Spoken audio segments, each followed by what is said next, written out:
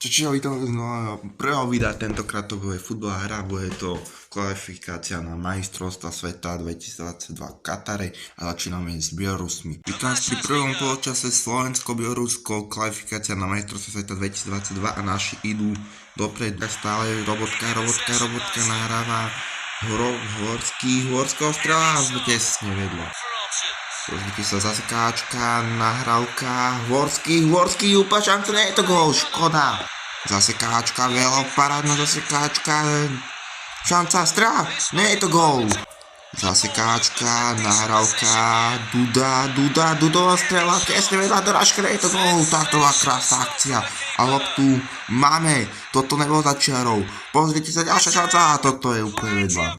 Neviem, by som povedal, že áno, ale tak nevadí. Ojajajaj, Dubravka má loptu.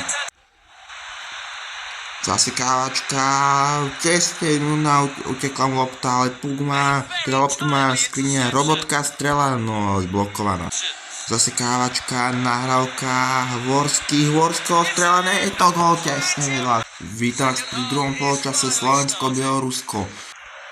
Horský, zasekávačka, Horský, stále Horský, strela, nie je to gól. A rozhodnutem sa bylo dobre, Haraslin šanci, Haraslin na strela, je to gól!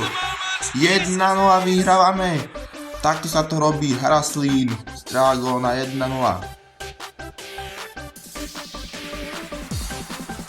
Pozrieme sa ešte raz, krásne.